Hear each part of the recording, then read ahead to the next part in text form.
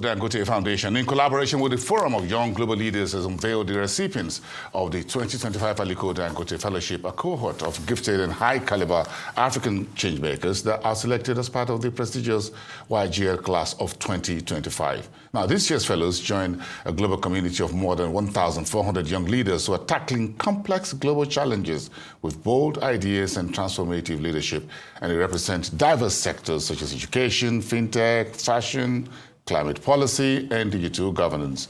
Chatting to me now on this is Zouera Youssofou, the Managing Director and CEO of the Aliko Dangote Foundation. Great having you on the Rice Exchange tonight, madam. Thanks, good to have you back. Talk to me briefly about the collaboration of your foundation, the Aliko Dangote Foundation, with young leaders, young global leaders for 2025 fellowship. Thank you so much for having me today, Boysen.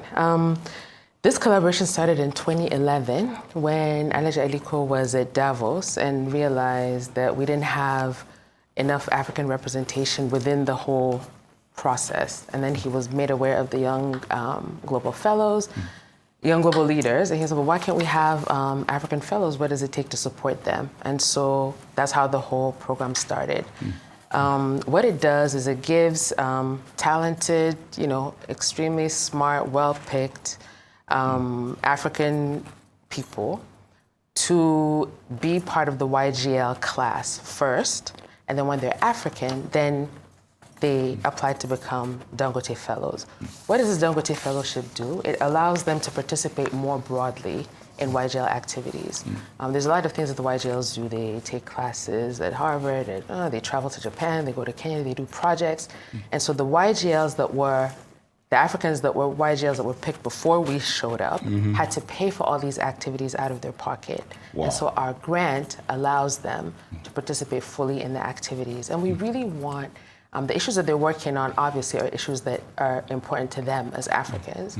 We want those issues to be bubbled up to the global stage and really be discussed in all rooms, at all levels, everywhere. And so that's, that's really what So the foundation, the Aliko Dangote Foundation, realizes there's a need for quality leadership on the African continent, by Africans themselves. Absolutely, and these young people are not picked by us. So we don't pick the people who get to be YGLs. That's a process that WEF does. Now, when they're chosen by WEF, and it's a very hectic, extremely competitive process.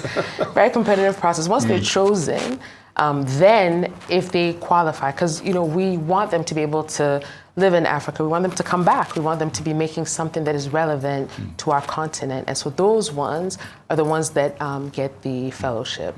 So the idea is, look, Africa needs leadership. We need them in all spheres of life: business, education, NGOs, agriculture, so fintech, fashion, all of it, climate change. Yes. And you think these are some of the critical issues that Africa need to focus on at this time? Absolutely. It's not just health and education that we should be worried about. We also should be thinking about governance and fashion and the creative industry and climate and all the things that matter to everybody matter to Africans too. So when a young African person is smart, is qualified, is able to do this, then we want to give them the chance to, do all that they can do within this WEF platform.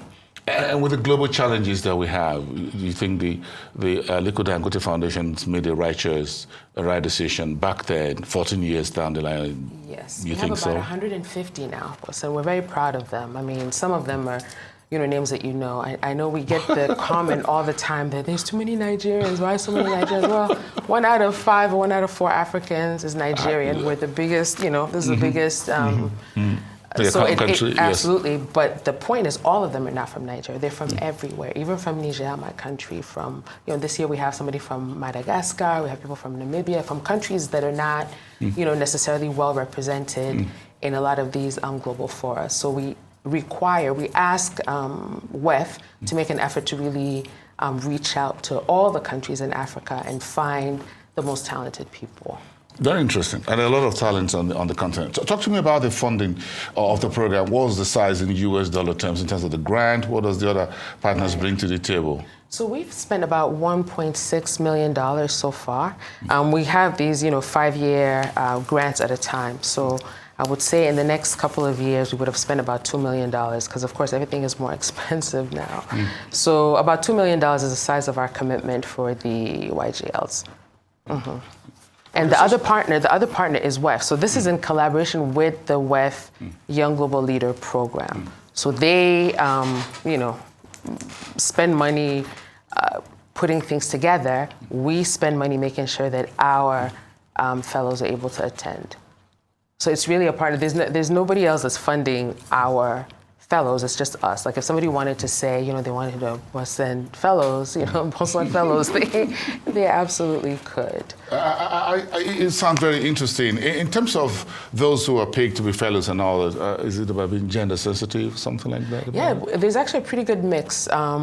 I would say we're really reaching the 50-50 level. Threshold. If I look at the ones, the ones that we picked this year, we have, I think, an even number of men and women. So we're very clear that it's important to me, it's important to Energy also. It's a balanced cabinet.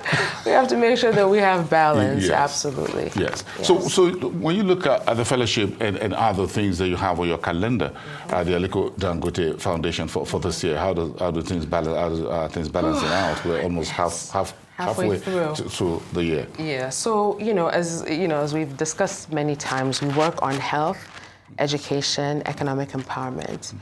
Within health, we have a big nutrition program that we launched a few years back that we're expanding called ADFIN, Aliko Dangote Foundation Integrated Nutrition Program, which goes into the community and really works with the community itself to get people out of that level of poverty.